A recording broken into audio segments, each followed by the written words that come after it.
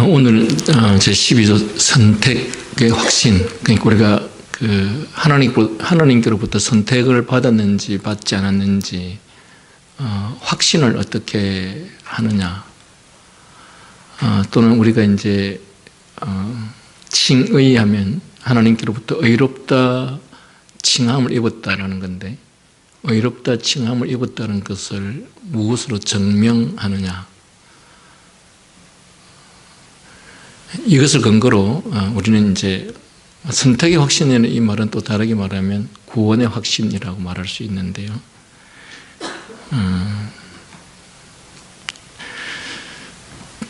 네 번째 조는 보세요. 그들은 영적인 기쁨과 거룩한 즐거움을 가지고 자신 안에서 하나님의 말씀이 지시하는 선택의 확실한 열매들, 처음부터 읽겠습니다.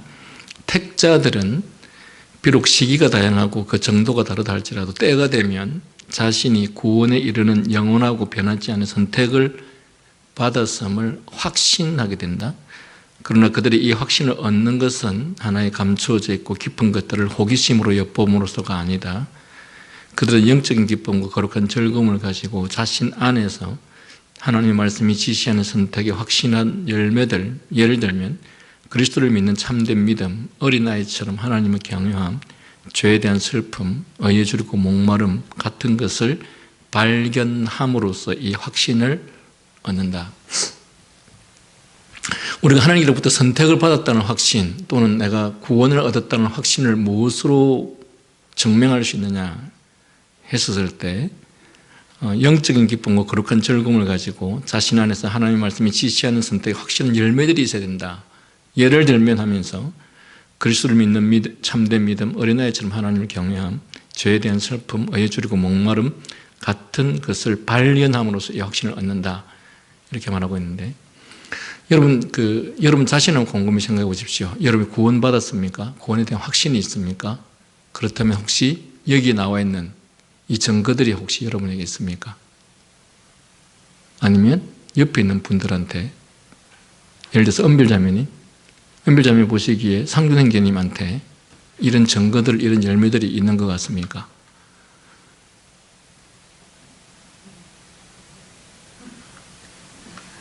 예?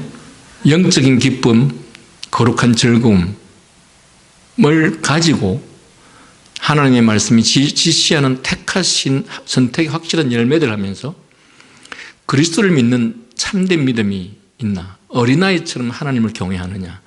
죄에 대한 슬픔이 있느냐? 의에 줄이고 목마른 이런 모습들이, 이런 열매들이 나타나느냐?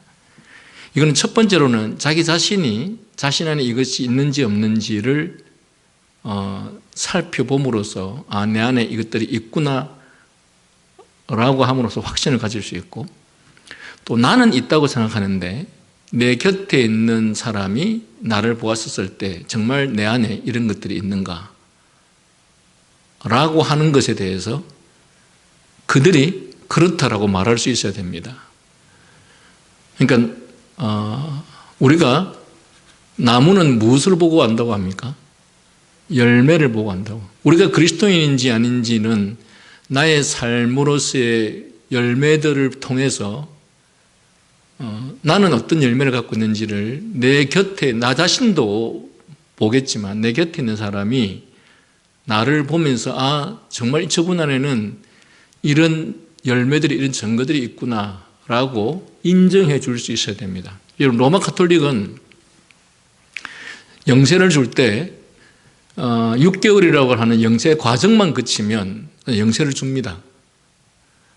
그런데 우리 기독교는 아무리 그가 6개월이 아니라 10년 동안 성경 공부를 하고 과정을 거쳤다 하더라도 이런 열매들이 나타나지 않으면 그런 사람을 세례를 줄 수가 없습니다. 물론 오늘날 한국 교회가 완전히 부패하여서 몇 개월만 교회 다니면, 또는 몇 년만 교회 다니면 세례도 주고 집사 직분도 주고 장로 직분도 주고 다 하지만, 사실 제가 여러 교회들을 돌아다니면서 보면 정말 이런 구원의 확신 내지는 선택의 확신들이 열매로 나타나지 않는 사람들 중에서 집사, 권사, 장로가 된 사람들이 얼마나 많은지 모릅니다.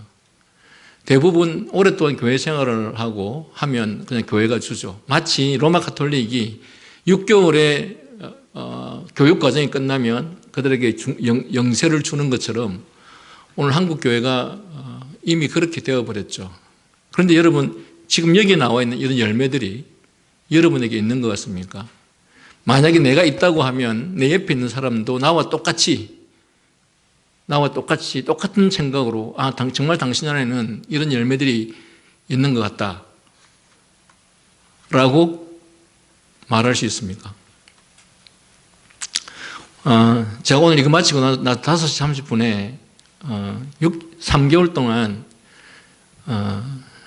권사 집사 장로들 교육을 받은 사람들 수료를 하는데 그중에 다른 과목들은 시험을 안 치는데 3과목들은 시험을 칩니다. 소교류 문답, 교회 정치, 성경.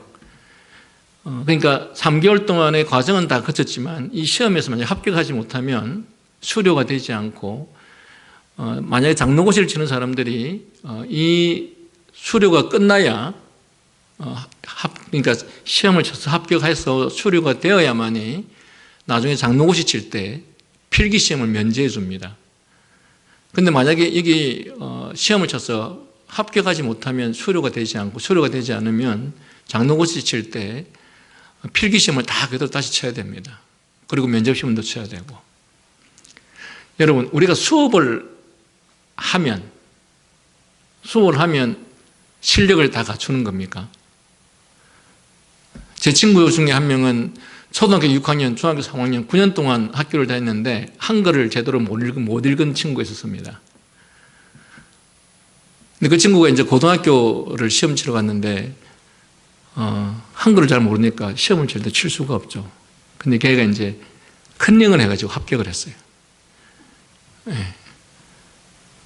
그래서 이 친구가 중학교 3년 동안 저금했던 것 탈탈 털어가지고 친구들, 반 애들 한턱 냈습니다. 합격을 해가지고. 왜? 한글도 잘 모르는 애가 고등학교, 거제수산고등학교 기관과에 합격을 했으니 얼마나 기쁘겠습니까?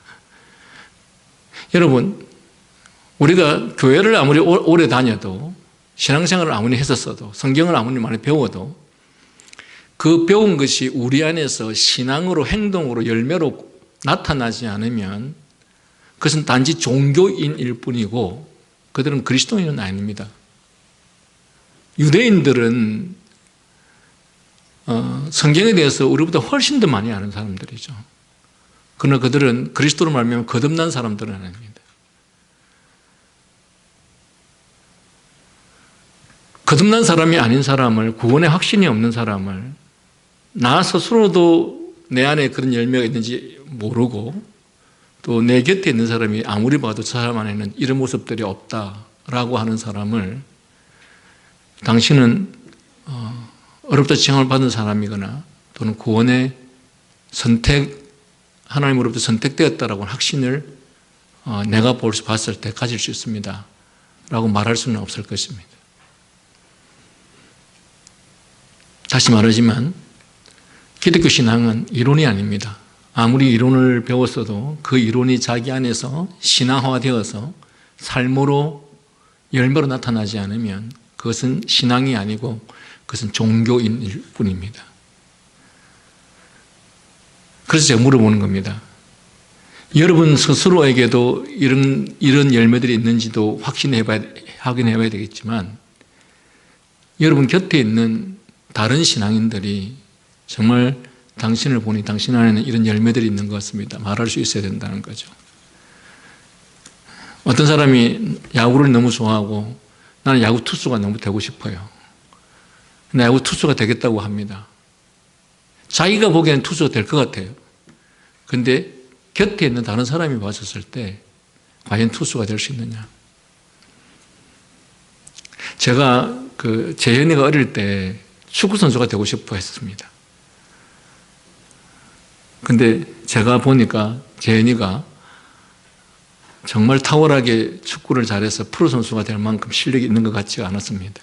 재현이는 정말 되고 싶어 했는데 그래서 저는 축구를 못하게 했습니다. 물론 제가 축구 감독만큼 잘 파악을 못해서 그럴 수도 있고 또 제대로 진단을 해서 그 아이에게 그런 게 있는지 없는지 파악할 수도 있었겠죠. 여러분, 분명한 것은 우리 자신이 우리의 신앙에 대해서 검증할 수 있을 뿐만 아니라 그 나무가 어떤 나무인지 열매로 안다고 했었을 때는 곁에 있는 사람들이 그를 보면서 그 사람 안에 그런 신앙의 열매들이 있는지를 평가할 수 있어야 됩니다. 여러분, 시험 채점은 시험을 치고 나서 본인도 채점하지만 채점자들이 채점을 하죠. 그죠? 그걸 판단을 싣는 사람들이. 기본적으로 우리가 구원의 확신이 없고 하나님으로부터 선택되었다라고 하는 확신이 없다면 그것은 자신이 구원받은 사람이 아니고 하나님으로부터 선택받은 사람이 아닙니다. 근데 제가 어릴 때부터 교회를 다니면서 많이 보았던 것 중에 하나가 교회가 사람들한테 당신 구원의 확신이 있냐 이렇게 물어보거든요. 근데 구원의 확신이 있냐라고 물어볼 때 무엇을 근거로 구원의 확신을 가졌냐라는 것에 대해서 물어보지 않습니다. 이 사람의 마음과 감정이 내가 확신이 있는 것 같습니다 라고 말해서 자신 있게 그 사람이 네, 저는 구원을 확신합니다 이렇게 말하며 당신은 구원받았다 이렇게 말을 합니다. 아무리 그 사람이 자기가 구원의 확신이 있다라고 아주 강하게 고백을 한다 할지라도 그 사람에게서 선택받은 구원받은 사람의 열매가 나타나지 않는다면 그는 구원받은 사람이라고 말할 수 없습니다. 오늘 내용이 그 내용을 말하고 있습니다. 두 번째 문단 한번 보십시오. 이 전 조항들 앞에 10조, 11조, 9조 전 조항들에서는 우리는 성경에서 하나님께서 특정한 사람들을 생명으로 선택하셨고 다른 사람들을 버리셨다는 사실을 가르친다고 고백하였다. 지금 제1장이 여러분이 보신 것처럼 선택과 유기에 대해서 하고 있지 않습니까? 우리는 제1장에서 1조부터 시작해서 오늘 12조를 하고 있습니다. 그런데 이미 앞서서 하나님께서 특정한 사람들을 생명으로 선택하셨고 다른 사람들을 버리셨다고 가르친다고 고백했습니다. 근데 이 고백은 그저 이론적으로만 남겨둘 수는 없습니다. 실제로 보여줘야 된다는 거죠. 그래서 이 고백에 따라오는 분명한 질문은 이렇다. 즉, 내가 어디에 해당되는가? 내가 선택되었는가?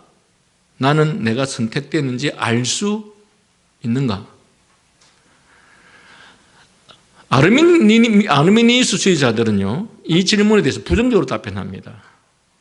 그들에 따르면 선택의 확실성 같은 것은 없다고 말합니다. 어떻게 그 사람이 선택됐는지 알 수 있느냐? 없다 이렇게 말합니다. 그들은 이 세상 삶 속에서 영광에 이르는 변치 않는 선택의 열매나 자각이나 확실성 같은 것은 없고 다만 불확실한 조건에 근거한 것들만 있습니다라고 가르칩니다. 그들은 말하기를 우리는 선택에 대해서 말할 수 있으나 그러나 어떤 사람이 선택받았다고 반드시 확신할 수 없다. 이렇게 아르미니스주의자들은 말합니다. 그러나 우리 조상들은 우리 개혁교회를 주장하는 또 개혁주의 또는 종교개혁가들은 여러분 우리가 자꾸 개혁주의 이렇게 말을 하니까 개혁주의의 범위를 아주 축소를 시켜서 개혁주의가 아주 특이한 것을 처음 생각하는데 사실은 개혁주의 하면 종교개혁자들을 이야기를 합니다. 왜냐하면 오늘날 개혁주의들은 종교개혁자들 루터나 칼빈이나 이들이 종교개혁을 한 그 종교개혁에 대한 교리와 전통을 그대로 이어오고는 사람들을 향해서 우리는 개혁주의라고 이야기를 합니다. 그런데 오늘날 일반적인 사람들은 개혁주의라고 하는 것은 종교개혁의 어떤 후손이라든지 종교개혁의 신앙이 이어받은 것이 아니고 전체 기독교 중에서 아주 일부의 어떤 소수의 사람들이 바른 신앙이라고 하면서 그것을 주창하는 것이라고 생각을 합니다. 아니에요. 반대입니다. 오늘날 개혁주의는 종교개혁가들이 종교개혁을 한 그 이론과 그 신앙적 지식과 신학을 그대로 이어온 것이고 그리고 소위 오늘날 복음주의라고 하는 또는 그 외의 신앙들은 종교개혁자들의 그 종교적인 신앙과 신학을 다 벗어났기 때문에 그들을 우리는 복음주의라고 일반적으로 말을 하는 겁니다. 그러니까 뭐가 비정상이냐? 개혁주의가 너무 지나친 것들을 요구하느냐? 그게 아닙니다. 개혁주의야말로 철저하게 종교개혁가들의 그 종교개혁의 신앙이 그대로 이어가려고 발버둥 치는 사람들이고, 나머지는 다 세속화되어 버렸고 세상과 더불어서 타협해서 부패해버린 신학들입니다. 그런데 이 무리가 훨씬 더 많다 보니까 마치 이 개혁주의가 아주 일부 소수의 사람들이 자기들끼리 모여서 자기들만 옳다라고 주장하는 그런 존재로 보여지는 것이죠. 마치 뭐와 같았냐 하면, 오늘 로마 가톨릭이 기독교에 똑같이 생각합니다. 자기들이 정통 집안이고 이 정통 집안에서 기독교는 따로 분리되어 나간, 그래서 뭐 어떤 사람은 작은 집이라고 그렇게 이야기하기도 하죠. 그래서 자기들이 정통이라고 이야기를 합니다. 아니죠. 로마 가톨릭은 원래 초대교회의 전통이 이어오다가 초대교회가 부패할 대로 부패해져 버린 것이 로마 가톨릭입니다. 그렇다면 이 개신교 기독교라고 하는 것은 루터와 칼빈 같은 사람들을 통해서 종교개혁이 일어났던 그것은 초대교회의 신앙을 다시 회복하자, 다시 성경으로 돌아가자 해서 초대교회의 신앙을 이어온 것이고, 로마 가톨릭은 거기서 완전히 벗어난 종교입니다. 그런데 이 무리가 많다 보니까 마치 기독교라고 하는 것이 이 로마 가톨릭에서 파생되어 온 것처럼 그렇게 말을 하는데 천만의 말씀입니다. 기독교가 파생된 것이 아니고 로마 가톨릭이 그 초대교회의 본연의 신앙과 신학에서 완전히 벗어나 버렸는데, 그들이 많은 다수를 이루다 보니까 이 기독교가 마치 파생되어 버린 것처럼 보이는 것이죠. 마찬가지입니다.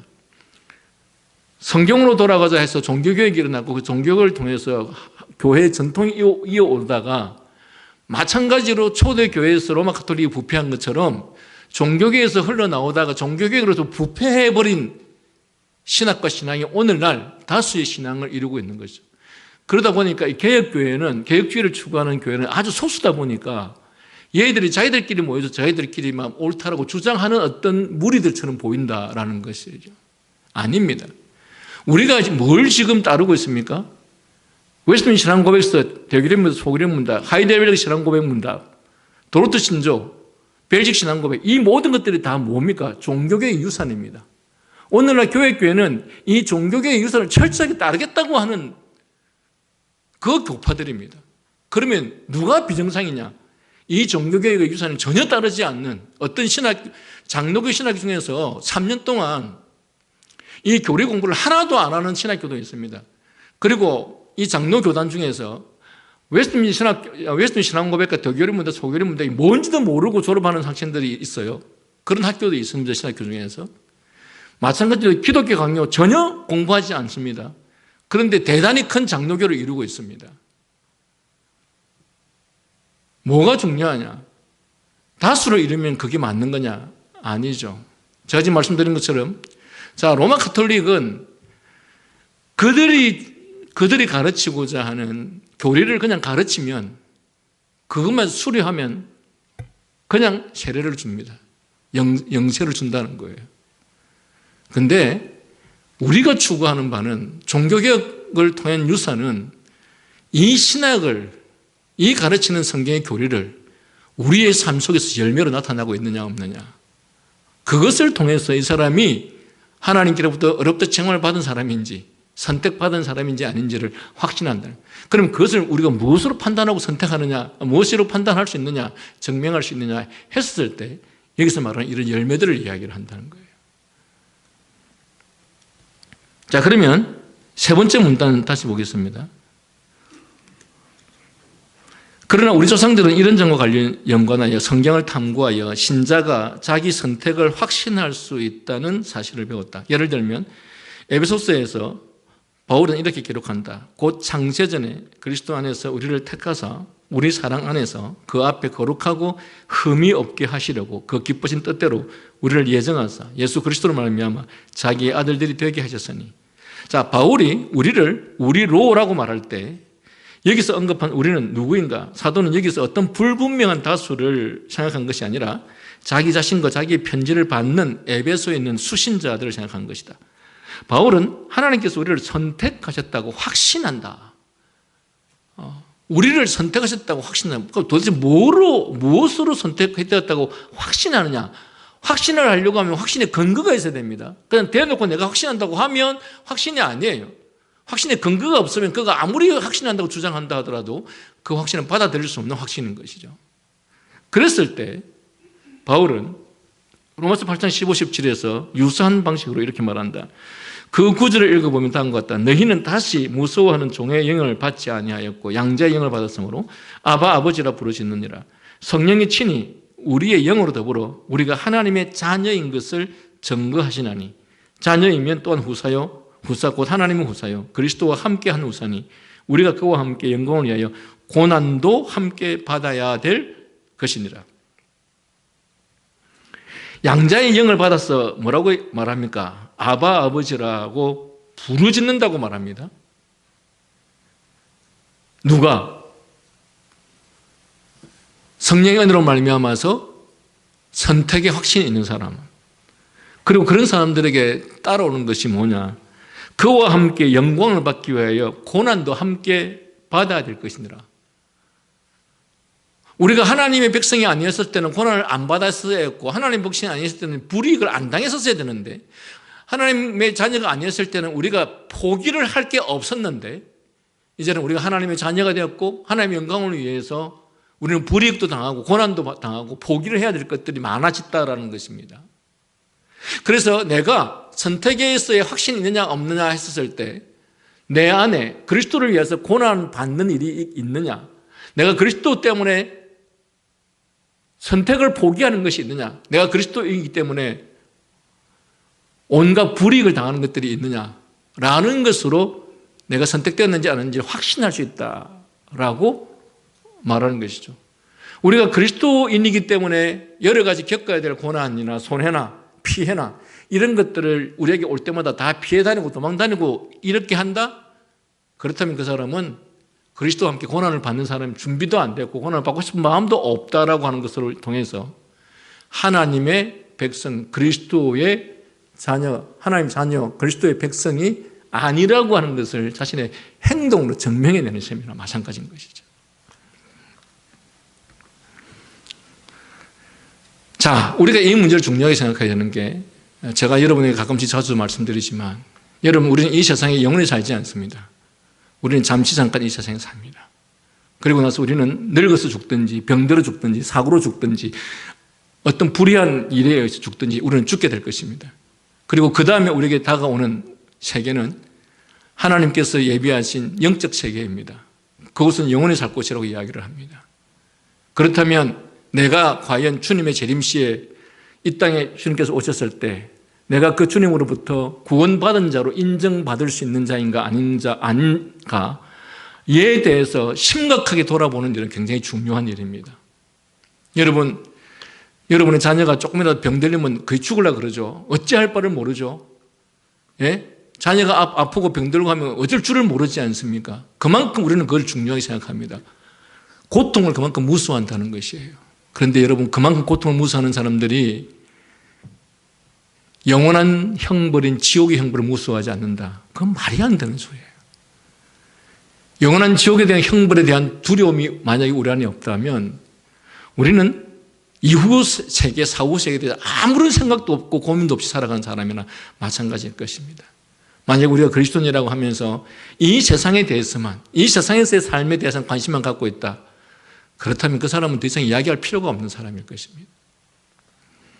자, 제일 밑에 바울 자신과 그와 함께하는 로마 교회 성도들은 하나님을 아버지라고 불렀다. 이것은 명백히 성령 하나님의 사역이다.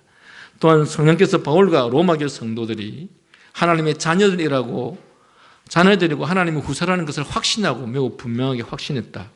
곧 바울은 하나님께서 자신과 로마 교회 성도들이 영생애로 선택되었다고 확신한 것이다. 만일 바울이 이렇게 분명하게 자기 선택을 확신했다면 우리도 또한 우리의 선택을 확신할 수 있다.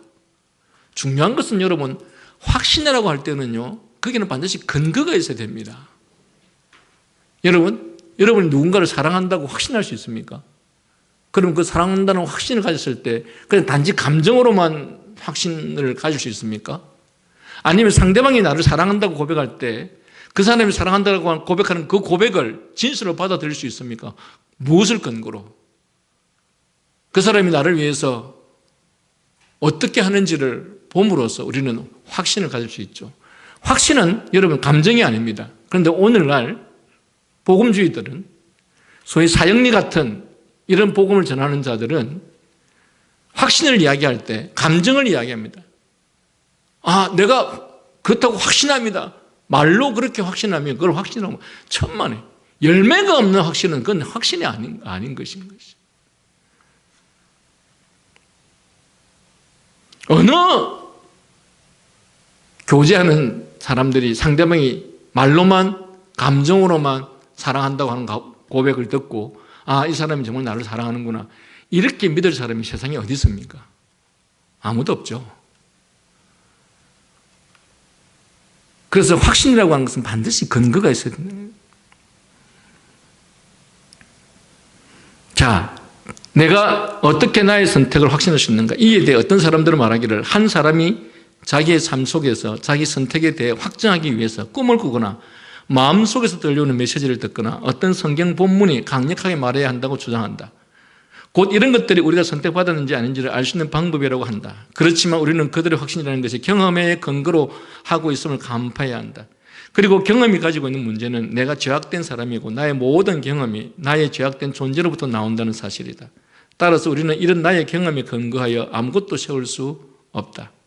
소위 말하면 이런 감정적 경험에 근거한 것들은 받아들일 수 없다는 것입니다. 저희가 목사고시를 칠 때, 면접할 때 이런 질문들을 하죠. 당신은 하나님께로부터 목사로 소명받았다는 것을 뭘로 증명하십니까? 뭘로 확신하십니까? 이렇게 질문을 하면요. 19명 정도는 이런 대답을 합니다. 제가 성경 어떤 말씀을 읽다가 그 말씀이 강하게 가슴에 와닿습니다. 그래서 하나님께서 나를 목사로 부르셨다는 소명으로 저는 받아들입니다. 저는 이런 말 절대 믿지 않습니다. 왜? 그것이 맞다면, 그 사실이 맞다면 그것은 감정으로 끝나야 되는 것이 아니고 반드시 열매로 행동으로 나타나야 됩니다. 어느 날 어떤 젊은 청년이 야구장에서 야구를 보다가 야구 선수가 너무 멋있어요. 나도 정말 야구 선수가 되고 싶다. 나도 프로 야구 선수. 강렬한 마음이 생겼습니다. 그럼 그 사람이 야구에 대한 야구 선수로서 소명이 있는 사람입니까?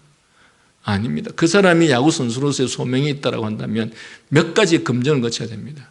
첫 번째, 야구 선수로서의 자질이 있는지. 야구 선수로 자질이 있으려고 하면 제일 먼저 공을 잘 쳐야 되겠죠.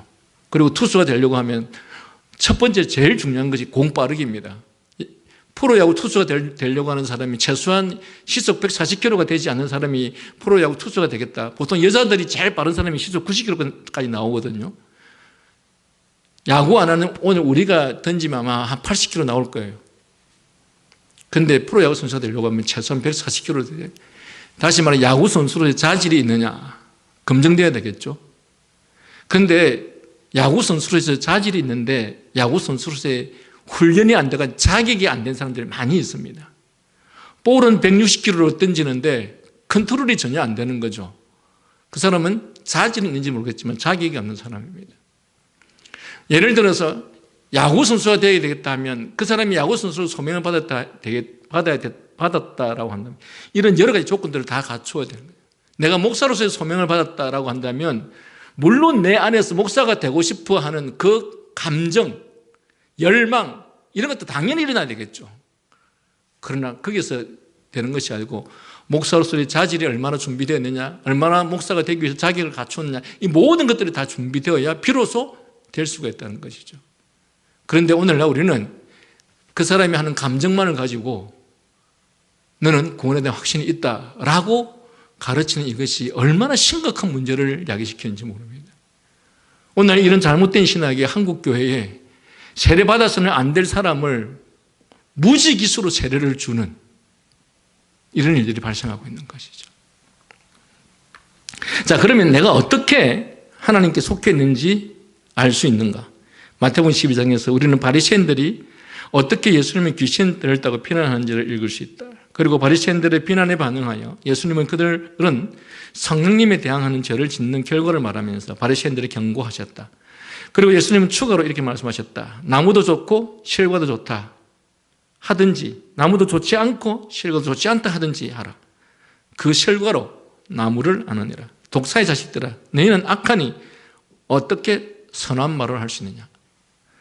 이는 마음에 가득한 것을 입으로 말함이라. 선한 사람은 그 쌓은 선에서 선한 것을 내고 악한 사람은 그 쌓은 악에서 악한 것을 내느니라. 이 말씀에서 그 실과로 나무를 안다 라고 말합니다.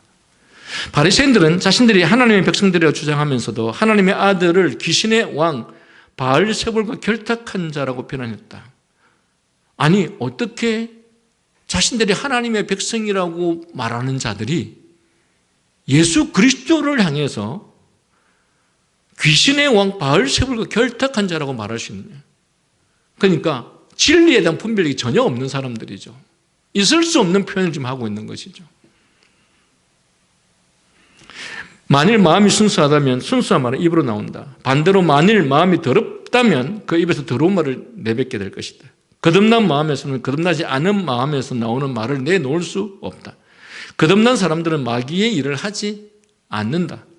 그렇다면 내가 선택받았는지 어떻게 알 수 있는가? 이 질문에 답하기 위해서 우리는 우리 자신이 어떤 열매들을 맺고 있는지 살펴볼 필요가 있다. 사도 베드로는 한 걸음 더 나아가서 이 개념을 말한다. 베드로서 1장 4절에서 사도를 이렇게 기록한다. 이로써 그 보배롭고 지극히 큰 약속을 우리에게 주사 이 약속으로 말미암아 너희로 정욕을 인하여 세상에서 썩어질 것을 피하여 신의 성품에 참여하는 자가 되게 하셨으니, 신의 성품에 참여한 자가 되었다. 여기서 베드로는 우리가 받은 선택을 가리켜 약속으로 말미암아 신의 성품에 참여하는 자가 되게 하신 것을 묘사한다. 여러분, 그리스도인은 자연인 아닙니다. 상대방이 나 미워하면 나도 네 미워하고, 상대방이 나한테 잘해주지 않으면 나도 네한테 잘해주지 않고, 상대방이 나한테 함부로 하면 나도 네한테 함부로 하고, 그거는 자연인이 하는 것이죠. 믿음의 사람, 신앙의 사람은 그렇지 않죠.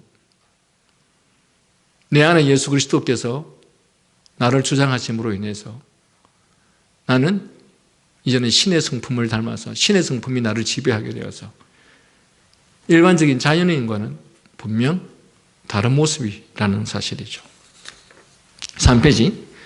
그러나 사도는 여기서 끝내지 않고 계속해서 5절에서 8절에서 이렇게 말한다. 이러므로 너희가 더욱 힘써 믿음의 덕의 지식을, 지식의 절제를, 절제의 인내를, 인내의 경건을, 경건의 형제 우애를, 형제 우애의 사랑을 공급하라. 이런 것이 너희에게 있어서 흡족한 적 너희로 우리 주 예수 그리스도를 알게 게으르지 않고 열매 없는 자가 되지 않게 하려니와.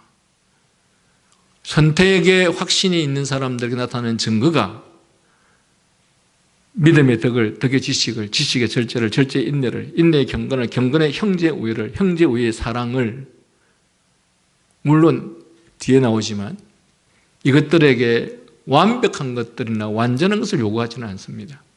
우리 안에서 이런 요소들이, 이런 성향들이 나타나고 있는지 없는지를 확인하라는 것이죠. 여기서 두 번째 문단, 베드로는 이런 일들을 추구함에 있어서 부지런하라고 자기 독자들을 격려한다. 왜냐하면 그들은 믿음의 열매를 내어야 하고, 그렇게 함으로 자신이 주님께 속한 자라고 증거를 제시할 수 있기 때문이다. 만일 어떤 사람이 이런 열매를 맺는다면 그 사람은 결과적으로 자기 선택을 확신하게 된다. 그러므로 형제들아, 더욱 힘써 너희 부르심과 택하심을 굳게 하라. 너희가 이것을 행한 적 언제든지 실족지 아니하리라. 이처럼 우리의 선택을 굳게 한다는 것은 선택을 명확하게 하고 굳건하게 하고 외적 확신이 되게 한다는 뜻이다. 우리가 어떻게 이렇게 행할 수 있는가? 우리 자신의 삶 속에서 주님을 믿는 믿음의 성장을 살핌으로써 그렇게 할 수 있다.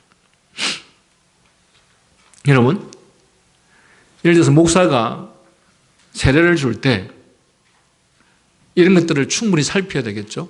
이 사람 안에 선택으로서의 열매들이 나타나고 있는가? 우리가 인간과 인간 사이에서도 누구를 사랑하고 누구를 좋아하면 그를 위해서 어떻게 하는지를 우리가 다 알지 않습니까? 그렇다면 우리가 우리 하나님을 사랑하고 우리 주님을 사랑했을 때 그가 사랑하는 대상인 하나님을 위해서 얼마나 열정적으로, 얼마나 헌신적으로, 얼마나 그분을 위해서 그분의 뜻을 따르며 순종하며 살아가고 있는지 없는지를 우리는 곁에서 살펴보고 평가할 수 있죠. 그죠? 거기에 따라서 교육 과정을 거쳤기 때문에 세례를 베푸는 것이 아니라 지식을 통해서 하나님의 진리를 발견하고 그 진리를 발견하게 되었던 우리들에게 성령 하나님께서 역사하셔서 우리 안에 하나님을 향한, 하나님의 영광을 위한 삶이 실제로 우리의 삶으로 나타나고 있는지를 확인하는 과정을 통해서 우리는 그를 그리스도의 교회의 회원으로 받아들일 수 있다라는 것입니다. 자, 12조에서 우리는 이러한 요소가 반영된 것을 볼 수 있다. 택자들은 때가 되면 자신이 구원에 이르는 영원하고 변하지 않는 선택을 받았음을 확신하게 된다. 영적인 기쁨과 거룩한 즐거움을 가지고 자신 안에서 하나님의 말씀이 지시하는 선택의 확실한 열매들, 앞에서도 읽었는데 그리스도를 믿는 참된 믿음, 그리스도를 믿는 참된 믿음. 왜 참된 믿음이라 말할까요? 그 말은 거짓된 믿음이 있다고 말하기 때문에 그것과 구분하기 위해서 참된 믿음이라고 말하죠. 그리고 어린아이처럼 하나님을 경외함. 여러분, 어른들은 초등학교만 돼도 벌써 말이 많습니다. 부모가 시키면 왜 해야 되느냐, 나는 그렇게 생각하지 않는다, 왜 따라야 되느냐, 온갖 시비를 걸면서 부모의 말을 따르지 않고 순종하지 않습니다. 그럼 왜 그럴까요? 교만하기 때문에 그렇죠. 따르지 않는다는 것은 이미 스스로 자기 자신이 하나님이 되어버린 것이죠. 그러나 어린아이는, 여기서 말하는 어린아이는 어떤 아이입니까? 정말 어린아이는 부모가 시킨 대로 합니다. 하나님에 대해서, 하나님의 말씀 앞에서 우리가 얼마나 어린아이와 같은 마음으로 하나님의 말씀을 따르고 경외하느냐. 여러분, 어린아이 같은 신앙은요, 이것저것 따지질 않습니다. 성경이 그렇다라고 하면 그냥 그렇게 순종하는 것입니다. 왜 그렇게 해야 되냐고 말하지 않습니다. 그리고 이 사람들은, 상황이 그렇지 않지 않습니까? 환경이 그렇지 않지 않습니까? 지금이 그렇게 할 상황입니까? 라고 말하지 않습니다. 순종이라는 말에는 상황과 현실이라는 말은 더 이상 들어갈 이유가 없는 것들입니다. 왜? 하나님께서 우리에게 무엇인가를 요구하고 명령하실 때 상황을 몰라서, 현실을 몰라서 우리들에게 그런 것들을 명령할까요? 우리에게 진리의 말씀을 통해서 명령하시는 그분은 우리보다 더 어떤 상황이 처할지, 어떤 현실에 처할지 너무도 잘 아십니다. 그럼에도 불구하고 우리에게 왜 순종을 요구하십니까? 바로 거기에서 너가 하나님을 얼마나 진실하게 믿고 신뢰하는지를 알 수 있기 때문에 그런 것입니다. 여러분, 우리가 성경에 보면 정말 말도 안 되는 것 같은 아주 사소한 것까지도 하나님이 따르라고 합니다. 여러분, 성막을 지을 때 얼마나 자세하게, 섬세하게 조그만 거 색깔 하나까지도 다 이렇게 하라 저렇게 하라 하죠. 그 당시에 성막을 지었던 사람들은 그 분야의 전문가들이었습니다. 그런데 그 전문가들이 그러면 그런 하나님의 명령에 대해서 하나님 이거는 아닙니다, 이거는 색깔 아닙니다, 얼마든지 그렇게 말할 수 있습니다. 그러나 그 조그만 것 하나까지도 너가 얼마나 순종하는지 안 하는지를 테스트하는 것이죠. 여러분, 베드로가 수십 년을 어부생활을 했던 사람이었습니다. 밤새도록 고기를 잡는데 하나도 잡지 못했습니다. 그런데 예수님께서 베드로에게 밤새도록 고기 못 잡고 이제 그물 털털 치고 이제 정리하려고 하는데 예수님께서 오른쪽에 그물을 던져라 라고 말합니다. 베드로는 초전문가고 베드로가 보기에 예수님은 아무것도 모르는 분입니다.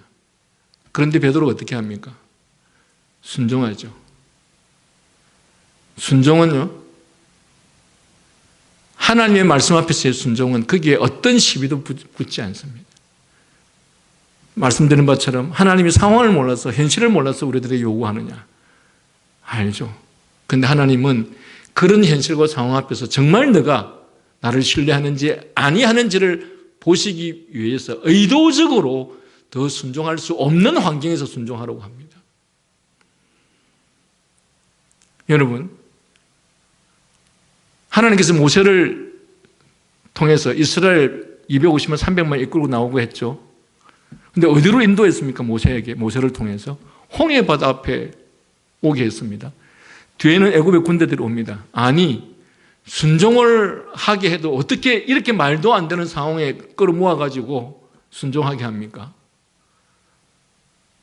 그런데 모세는 어떻게 했습니까? 그런 말도 안 되는 상황 앞에서 하나님이 하라고 하시니까 순종했습니다. 여러분, 아브라함에게 이삭을 나이 100세에 낳게 했습니다. 그리고 그 아이가 10대까지 성장했습니다. 어느 날 하나님께서 아브라함에게 너 그 아들을 죽여서 번제로 드리라 이렇게 말합니다. 이 말이 되는 소리입니까? 오늘 아마 우리 중에 이 말씀에 순종할 수 있는 사람은 단 한 명도 없을 수도 있을 것입니다. 그러면 진짜 하나님께서 이삭을 번제로 드리라고 그렇게 하신 것일까요? 아니죠. 아브라함이 시험하기 위해서. 우리들은 이 상황에서 이렇게 말할 것입니다. 하나님, 이삭을 이렇게 번제로 드릴 것 같으면 아예 처음부터 안 주셨어야죠. 죽일 거를 왜 주셨습니까? 이렇게 하면서 시비를 걸겠죠. 그리고 또 이렇게 시비하겠죠. 하나님의 인신제사를 원치 않는 분이 아니십니까?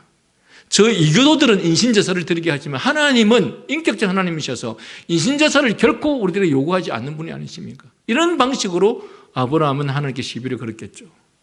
그러나 아브라함은 순종했습니다. 이게 어린아이처럼 하나님을 경외하는 것입니다. 물론 우리가 이 말씀에 전적으로 순종할 수 없겠지만, 그러나 우리가 정말 선택받은 존재로서의 확신을 갖고 있다면 우리에게서 이런 열매들이 나타나게 되었다는 것이죠.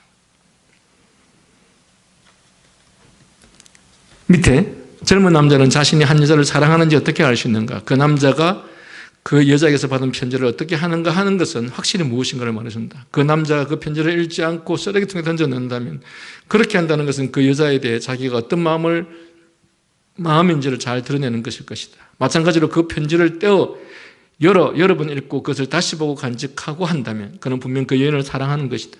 왜냐하면 마음속에 있는 것은 감추어 줄 수 없기 때문이다. 마찬가지로 우리가 주님을 사랑한다면 당연히 우리는 하나님의 말씀을 열심히 읽고 묵상하며 공부하게 될 것이다. 우리는 주님께서 우리의 죄값을 지불해 주시려고 예수 그리스도를 이 땅에 보내셔서 죽게 하신 그 사역을 사랑하게 되어 있다. 만일 그렇다면 우리는 우리 안에서 이러한 무엇을 보고 있는가? 보게 되는가? 우리는 우리가 맺는 열매, 바로 그것이 내 마음속에 있는지 없는지를 통해 우리 마음 안에 믿음이 있는지 없는지를 발견해야 한다. 왜냐하면 하나님께서는 유기된 자들, 선택받지 못한 자들, 그들의 마음속에 그렇게 믿음으로 역사하시지 않기 때문이다. 우리가 선택받았는지 아닌지 어떻게 하는가? 적어도 우리는 우리 자신의 삶을 안다. 그러므로 우리 자신에게 먼저 물어야 한다. 나는 어떤 종류의 나무인가? 나에게 동기를 보여주는 것이 무엇인가? 무엇이 나를 움직이게 하는가? 나는 하나님을 얼마나 사랑하는가? 만일 내가 하나님을 경외하지 못한다면 그것이 나를 괴롭히는가? 내가 내 안에 하나님을 경외하는 마음이 없는 것 때문에 힘들고 괴롭고 고통스럽고 그런가? 나는 하나님의 말씀을 열심히 배우고 있는가? 그러므로 우리가 선택받은 것이 확실하다면 그 선택을 열매로서 우리의 삶을 통해서 증명해야 한다. 그러나 이것은 누구에게나 모든 사람이 동일한 분량으로 동일하게 확신할 수 있다는 말은 아니다. 12조의 첫 문자에서 우리는 택자들은 비록 시기가 다양하고 그 정도가 다르다 할지라도 때가 되면 자신이 영원하고 변하지 않는 구원으로 선택된 것을 확신하게 됩니다는 내용을 본다. 이처럼 한 사람은 다른 사람과 다 같지 않다. 각 사람은 성격과 능력 그리고 주 안에서 자라는 것에 있어서도 서로 다르다. 어떤 사람은 18살에 성숙할 수 있는 반면에 다른 사람은 30살이 되었어도 아직 성숙하지 않을 수도 있다. 이처럼 동일한 것이 믿음에도 적용된다. 모든 다른 환경에 있는 서로 다른 모든 사람들은 자신의 선택을 확신하는 정도에 있어서도 서로 다르다. 그러나 원리는 동일하다. 나무는 그 열매로 한다. 우리는 우리가 맺은 열매를 살펴보아야 한다. 하지만 여기서 조심해야 할 것이 있다. 첫 번째로 하나님께서는 당신의 백성들이 이 세상에서 완전하게 하시지 않으셨다는 사실이다. 따라서 우리 자신이 완전한 열매를 맺을 수 있다고 생각하지 않아야 한다. 그것은 우리가 다른 사람을 평가할 때도 마찬가지다. 만일 우리가 완전한 열매를 맺을 수 있다고 생각한다면 우리는 결코 우리의 선택을 확신할 수 없을 것이다. 우리가 맺은 열매는 항상 우리의 죄악됨을 반영할 것이다. 왜냐하면 우리는 여전히 죄악되기 때문이다. 우리가 맺는 열매는 성장이 안 되고 손상될 것이다. 그러나 우리는 여전히 그 열매가 사과인지 오렌지인지 하늘로부터 온 열매인지 지옥으로부터 온 열매인지 말할 수 있다. 우리 안에 죄가 남아있음에도 불구하고 그 원리는 분명하다. 우리는 그 열매로 나무를 안다. 두 번째, 12조에서 택자들이 확신하게 된다라고 고백한다. 사람은 수동적이고 하나님은 능동적이다. 우리가 맺는 열매는 하나님의 사역이며 확신도 또한 하나님께서 일으킨다. 하나님께서는 우리로 하여금 기준을 달리하여 우리 삶 속에서 일하신 선택의 열매들로부터 결과들을 이끌어내게 하신다. 여러분, 우리는 선택의 확신에 대해서 말씀을 나누었습니다. 이것이 왜 중요하겠습니까? 말씀드린 것처럼 우리가 이 땅에 언제까지 살지 모릅니다. 병으로 죽을지, 늙어 죽을지, 불의의 사고로 죽을지 아무도 장담할 수 없습니다. 중요한 것은 어떻게 죽든지 간에 우리는 이 세상에서 잠깐 살 뿐입니다. 그러나 이 이후에 우리에게 다가오는 세계는 영원한 세계입니다. 그것이 천국이든지 아니면 지옥이든지. 그런데 여러분, 이 조그만의 고통도 견디지 못해서 어쩔 줄 몰라 하는 자들이, 이 조그만 고통이 있으면 모든 것들을 다 제쳐놓고, 특히 우리의 자녀가 고통을 당한다, 못 견뎌줘 우리가. 그런데 그렇게 고통을 무서워하는 우리라고 한다면 여러분, 영원한 지옥의 형벌을 얼마나 우리가 두렵고 무서워해야 되겠습니까? 그런데 우리가 이 영원한 지옥의 형벌로부터 구원받았다라고 하는 확신을 갖고 있습니까? 없다면 우리 자신에 대해서 깊이 살펴봐야 할 것입니다. 이 내용은 종교개혁자들이 후대를 위해서 정리해 놓은 도르트 신조입니다.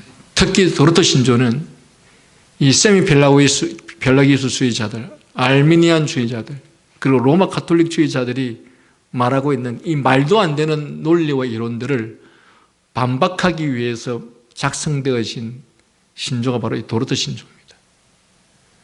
여러분, 이 내용을 통해서 정말 우리의 신앙이 어디에 와 있는지 살펴보는 일은 대단히 중요하다고 할 것입니다. 기도하겠습니다.